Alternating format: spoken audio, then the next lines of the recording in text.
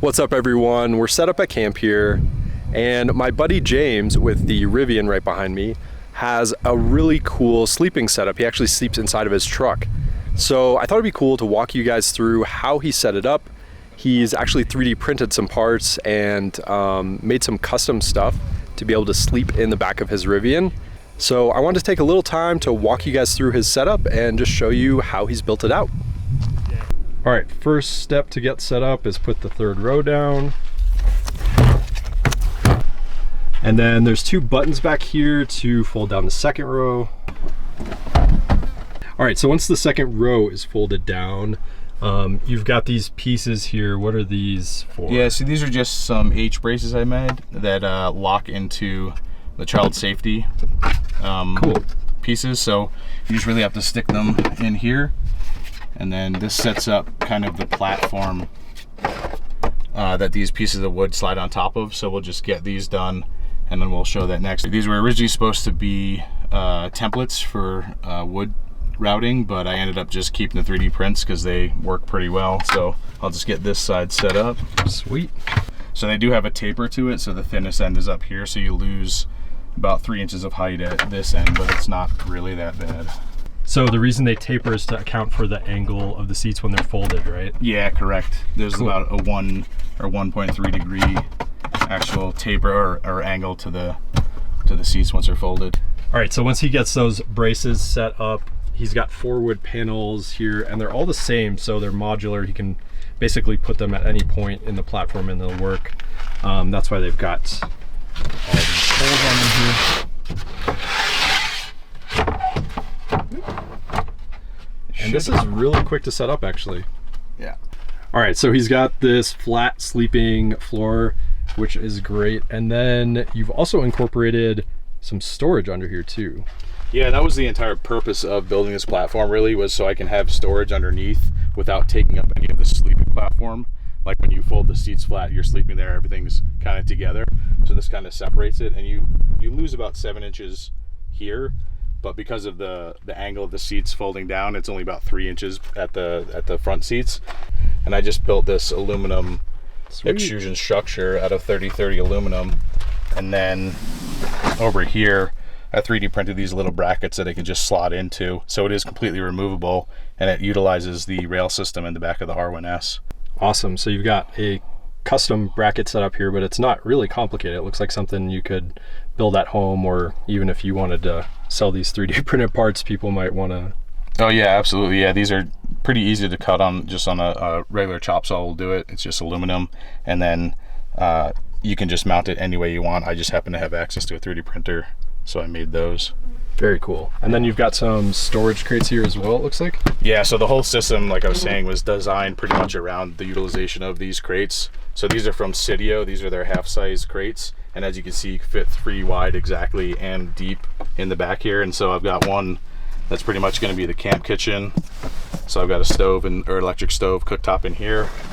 So this stove fits really nicely on top of one of these boxes and plugs right into the back of the R1S. And then he's also got 2 cutting boards that fit perfectly on top of these SIDIO boxes. And then there's some other electronics and stuff and cleaning supplies in that one. So you can really kind of customize it however you want. And it's pretty modular. It all removes because I drive this thing every day. So I want to make it pretty seamless to put the bed system in it. Very cool, very cool. And then there's a couple other small things I've noticed that you've done here.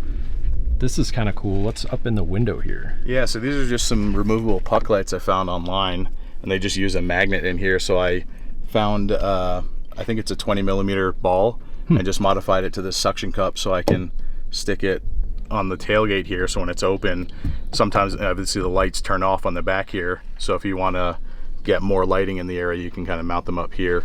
Super cool. So I've got 2 of them and they're modular, so I've made some little hooks that are on the back of the seat. So when I'm sleeping, let's check this out.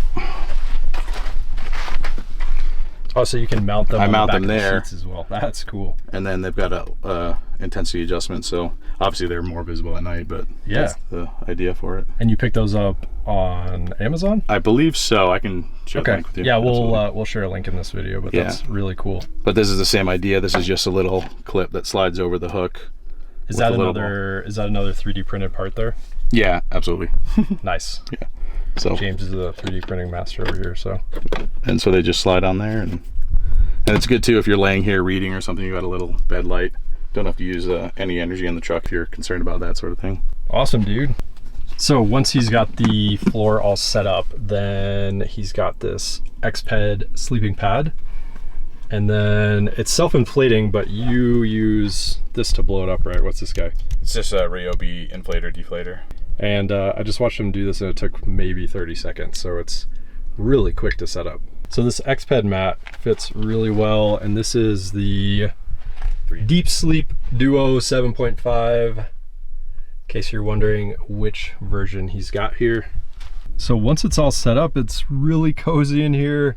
And he's also got some custom blackout pieces that he's made for the windows. You can tell it's really dark in here, and it's actually middle of the day right now. So these do a great job of blocking the sunlight. And we've got a couple of them here for the back windows that you haven't put in yet. So how'd you make these? Yeah, so I actually just took a bunch of tape and paper and made a template of the glass itself, and then transferred it onto, I think this is 2mm EVA foam.